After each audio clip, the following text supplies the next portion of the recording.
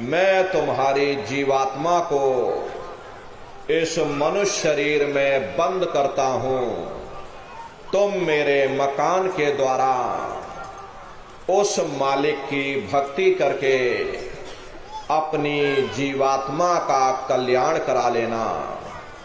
मैंने कुछ समय के लिए तुमको ये किराए का मकान दिया है।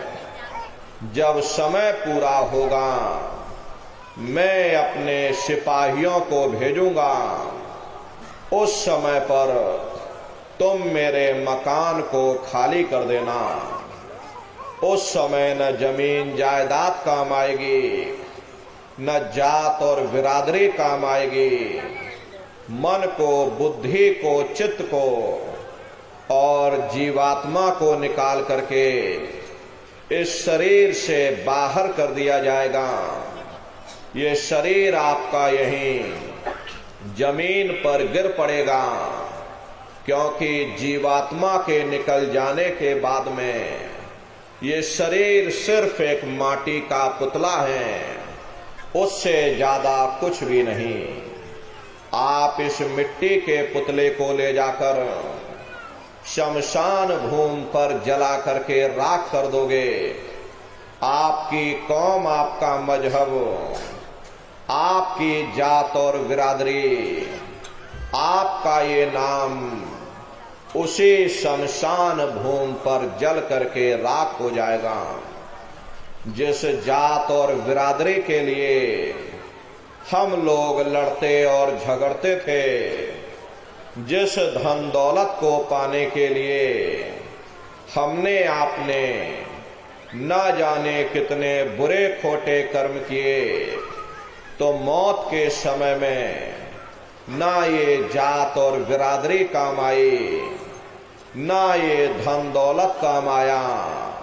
सब कुछ हमारा यहीं छूट गया और एक जीवात्मा को ले जाकर ऊपर धर्मराज की कचहरी में पेश कर दिया गया। पलक झपकते ही तुम्हारे अच्छे बुरे कर्मों का हिसाब किताब हो जाएगा। धर्मराज तुमको सजा सुना देंगे, ले जाओ इनको फलाने नरक में डाल दो, क्योंकि मैंने इनको मौका दिया था, मैंने इनको मनुष्य शरीर दिया था कि अब की बार गीता रामायण को पढ़ करके, उन धर्म पुस्तकों को पढ़ करके, किसी संत महात्मा की खोज करके, उनके बताए हुए रास्तों पर चल करके, उस मालिक की भक्ति करके अपनी जीवात्मा का कल्याण करा लेना। इस उद्देश्य के लिए मैंने इनको मनुष्य शरीर दिया था, लेकिन इन्होंने अपना उद्देश्य पूरा नहीं किया। जब जब ये मनुष्य शरीर में आए, कभी इन्होंने विचार ही नहीं किया कि आखिर ये मनुष्य शरीर हमको क्यों मिला, क्या इसका उद्देश्य है, मरने के बाद हम कहाँ जाएंगे, हमारे बाल बच्चे कहाँ जाएंगे, हमारे रिश्ते नातेदार कहाँ जाएंगे और कैसे इनकी जीवात्मा का कल्याण होगा। ये पराविद्या महात्माओं की पराविद्या है। हम आप इस जड़ संसार में फंस करके उस पराविद्या से अनभिज्ञ हो गए और अपने उद्देश्यों को भूल गए, अपने वादे को हम आप भूल गए।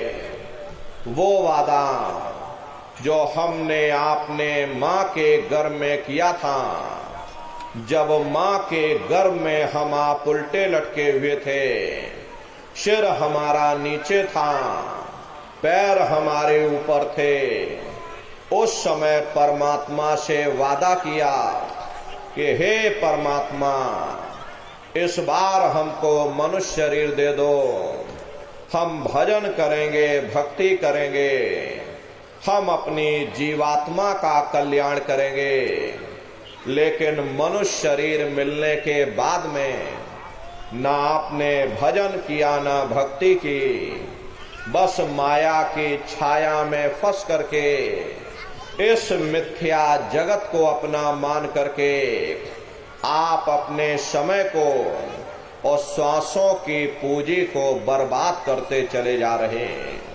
हरे नर नारियों, इस दुनिया में हित मित भाई बंधु, रिश्ते नातेदार, कुटुंब परिवार वाले, इनमें से कोई भी चीज तुम्हारी जीवात्मा को इस अधोगति से बचा नहीं सकती। हम कौन हैं, हम कहां से आए हैं और हमें जाना कहां है, ये मानव मात्र के लिए एक जटिल प्रश्न बना हुआ। इस प्रश्न का हल तब तक नहीं होगा जब तक इस धरा भूमि पर कोई संत महात्मा फकीर न मिल जाए। इसीलिए वह मालिक अति दया और कृपा करके संतों महात्माओं को इस धराधाम पर भेजते हैं। संत महात्मा फकीर यहाँ पर आकर के हम जीवों को समझाने की कोशिश करते कि भाई हम आए वही देश से जहां तुम्हारो धाम, तुमको घर पहुंचावना एक हमारो काम। हम उसी देश से आए हैं जिस देश के तुम रहने वाले हो, परंतु तुम अपने सच्चे देश को छोड़ करके इस झूठे काल और माया के देश में फंस गए। हरे नर नारियों, यह देश तुम्हारा देश नहीं, तुम्हारा देश सचखंड है। ये कौम तुम्हारी कौम नहीं, तुम्हारी कौम सतनाम है। और ये जीवात्मा उस सतनाम रूपी समुद्र की बूंद है। इस बूंद को समुद्र से मिलाओ, यानी इस जीवात्मा को उस परमात्मा से मिलाओ। महात्मा कहते हैं कि भाई वो परमात्मा है, वो आपको मिलेगा, जीते जी मिलेगा, इसी मनुष्य शरीर में मिलेगा। इसी मनुष्य शरीर के अंदर जा करके परमात्मा से मिलने का वह एकमात्र दरवाजा है। उस दरवाजे का भेद केवल संतों महात्माओं को ही प्राप्त है। ये दुनिया के लोग, दुनिया की आवाम जनमानस दुनिया के ज्ञान को पढ़ करके अहंकार में डूबे रहते हैं कि हमसे बड़ा कोई ज्ञानी नहीं। लेकिन उन बेचारों को नहीं मालूम कि जहां दुनिया का ज्ञान समाप्त होता है, उसी के सिर की चोटी से ये आध्यात्मवाद, आत्मा और परमात्मा का ये गूढ़ ज्ञान, रहस्य विज्ञान प्रारंभ होता। उस विज्ञान को पाने के लिए सबसे पहले जरूरी है कि पहले आप मानवतावादी बनो, मानव धर्म और मानव कर्म को अपनाओ।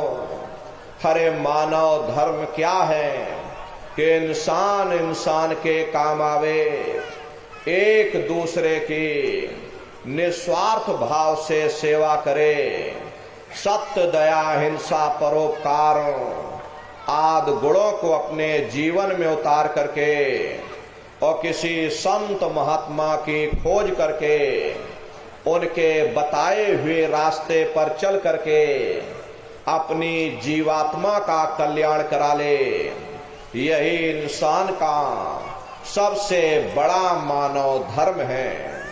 लेकिन आज इस कलिकाल में ये दुनिया की आवाम जनमानस विषय विकारों में, शराबों कबाबों में, इंद्रियों के भोग और वासनाओं में, मांस और मदिरा में सुख ढूंढने की कोशिश कर रहे।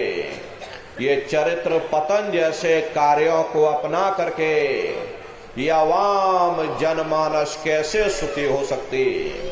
पहले अपने चरित्र जैसे धन को इकट्ठा करो, क्योंकि चरित्र ही सब कुछ है। चरित्र ही मानव धर्म की पूंजी है। जो इंसान अपने अखलाक ईमान को बरकरार रखता वही इंसान चरित्रवान है। ये दुनिया भर के रगड़े झगड़े, पिता पुत्र में लड़ाई, आदमी औरत में लड़ाई, घर परिवार में लड़ाई, समाज में लड़ाई, जातियों में लड़ाई, हरे नर नारियों, ये इंसानों का काम नहीं, ये हैवानों का काम है। इसलिए पहले आप इंसान बनो, चरित्रवान बनो, महात्माओं के समीप आओ। वे जो दया का प्रसाद दें उसे खुशी खुशी लेकर के अपने निज घर को जाओ, जहां न फिर जन्म ना है और ना ही फिर मरना। इसीलिए हमारे गुरु महाराज परम संत बाबा जय गुरुदेव जी महाराज ने आवाम जनमानस के बीच में ये आवाज लगाई है कि इंसानों, तुम अपने दीन ईमान पर वापस आ जाओ और इस जिस्मानी मंदिर में बैठ करके भगवान का सच्चा भजन करो, जिससे तुम्हारी जीवात्मा नरकों में जाने से बच जाए।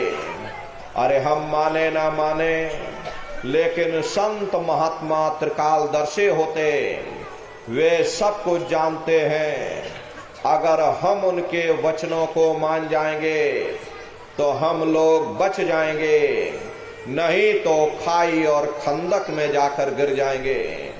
इसीलिए अभी वक्त है उस मालिक से सच्ची प्रार्थना करने का, खुदा के सामने अपने गुनाहों की माफी मांगने का, धर्म मजहब के नाम पर लड़ने झगड़ने का नहीं, जात और बिरादरी के नाम पर लड़ने झगड़ने का नहीं।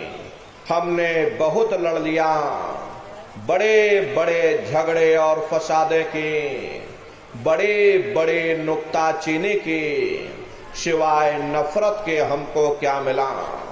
नफरत की ऐसी ज्वाला जली जिसमें घर जल गया, परिवार जल गया, समाज जल गई, जातियां जल गईं, अब सारा देश जल उठा। इसीलिए सारी मानवता बहुत थक गई। हर कोई ऐसी छांव चाहता है जहां उसे ठंडक मिले, शांति और सुकून मिले। ये सब वहीं मिल सकते हैं जहां शांति के संदेश होते, सुकून के संदेश होते, मानव धर्म और मानव कर्म के संदेश होते हैं। और ये संदेश केवल संत महात्मा फकीर देते हैं, जो समदर्शी होते हैं, जो समस्त जीवों के अंदर उस प्रभु के अंश को देखते हैं। ऐसे समदर्शी उन महात्माओं की खोज करो। ये मत देखना कि महात्मा के जाति के हैं, महात्मा किस बिरादरी के हैं। हर जातियां कर्म के अनुसार बनाई गई, जन्म के अनुसार नहीं। मनुष्य की एक ही जाति है, वो है मानव जाति। और इसी मानव जामे में बैठ करके हमें उस मालिक की भक्ति करनी है। हरे नर नारियों, सुपच जात के भंगी थे, रैदास जी जात के हरजन थे, मीराबाई जात की छत्राणी थी। अगर वे सब उस मालिक को प्राप्त कर सकते हैं तो आप भी उस मालिक को प्राप्त कर सकते हो। लेकिन बगैर महात्माओं के, बगैर मुर्शिद के कोई भी जीव इस संसार समुद्र से ना कोई पार हुआ और ना ही कोई हो सकता। ये समुद्र ऐसा है जिसके न इस किनारे का पता न उस किनारे का पता कोई नहीं जान सकता। ये दुनिया कब बनी, कितनी बार प्रलय और महाप्रलय हो गए, लेकिन इतना जरूर मालूम है कि जिस दिन से दुनिया बनी है हम लोग यहीं पर भटका खा रहे। अगर इधर से हवा चली तो नैया हमारी उधर चली गई, और अगर उधर से हवा चल गई तो हमारी नैया डगमगाते हुए इधर चली गई। न जाने कितने युग और कल्प बीत गए, लेकिन हमारी ये नैया आज तक इस भव सागर से किनारे नहीं लगी। इसलिए नर नारियों, सौभाग्य से वक्त का इतना बड़ा वरदान आपको मिला, ये मानव तन आपको मिल गया। न जाने किस महात्मा की दया हो गई, न जाने कौन से जन्म जन्मांतरों के शुभ पुण्य कर्मोदय हो गए जो आपको ये मनुष्य शरीर मिल गया। हरे अब की बार मौका मिल गया है, समय रहते हुए अपनी जीवात्मा के कल्याण के लिए थोड़ा बहुत विचार करिएगा, वरना ये समय तुम्हारा निकलता चला जा रहा। हरे मिली नरदेह तुमको, बनाओ काज कुछ अपना, बचो मत आए जग में, जानियो रैन का सपना। हरे नर नारियों, जैसे रात में हम लोग स्वप्न देखते हैं, हालांकि उस समय पर हमें स्वप्न सच मालूम पड़ता, असली प्रतीत मालूम होता, लेकिन जब हम सुबह उठते हैं, जब हमारी आंखें खुलती हैं, तब हमें होश आता, नहीं भाई हम तो स्वप्न देख रहे थे, ये सब भ्रम है। ठीक उसी प्रकार से ये दुनिया भी 10, 20, 100 साल का स्वप्न है। अब आप कहोगे हम जाग रहे, परंतु प्रेमी भाई बहनों, ऐसा हरगिज नहीं है। जिस दिन मौत का वक्त आएगा, हरे आप रोगे, हाय हाय करके चिल्लाओगे कि हाय हमने सारी जिंदगी यूं ही स्वप्न में गुजार दी, जागने का समय तो अभी आया था, जो कुछ करना था अभी करना था। लेकिन प्रेमी भाई बहनों, अब पछताए होत क्या, जब चिड़िया चुग गई खेत।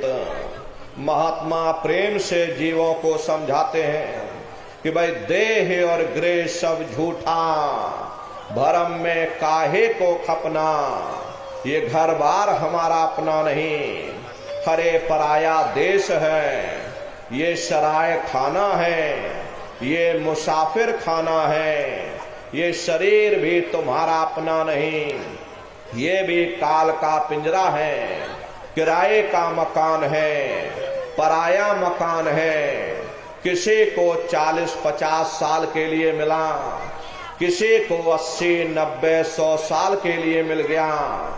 हर जितने जितने श्वास उस मालिक ने बख्शे हैं, उसे भुगतने के बाद में हमें शरीर को यही छोड़ जाना। श्वास दुधारा नित्य ही जारी, एक दिन खाली चाम। हरे प्रेमी भाई बहनों, एक तालाब पानी से चाहे कितना भी क्यों ना भरा हो, आप एक छोटी सी नाली काट कर खोल दीजिए, तालाब में छोटा सा छेद कर दीजिए, तो सारा पानी ही तालाब से बाहर निकल जाएगा। ठीक उसी प्रकार से हमारा ये शरीर भी श्वासों का भंडार है। जब तक श्वासों का भंडार जारी है, हम दुनिया के कामकाज में फंसे हुए, दुनिया के कारोबार में उलझे हुए, लेकिन जिस वक्त ये श्वासों का भंडार खाली होगा, हरे टेलीफोन खड़क जाएंगे, तार पहुंच जाएंगे, संदेश पहुंच जाएंगे, सब रिश्ते नातेदार सब कुटुंब परिवार वाले, सब अड़ोस पड़ोस वाले मिनटों सेकंडों में इकट्ठा हो जाएंगे। हरे प्रेमी भाई बहनों, मामूली कष्ट नहीं होता। मौत के समय में घन घोर पीड़ा होती है। जनमत मरत दुसै दुख होई। सहजो बाई ने फरमाया कि सहजो मौते आइया, अंगे अंग दिया तोड़, और हिया जरे छाती फटे, उठे पीर घन घोर। गुरु महाराज सत्संग में फरमाते थे कि जैसे 1 लाख बिच्छू एक साथ मिल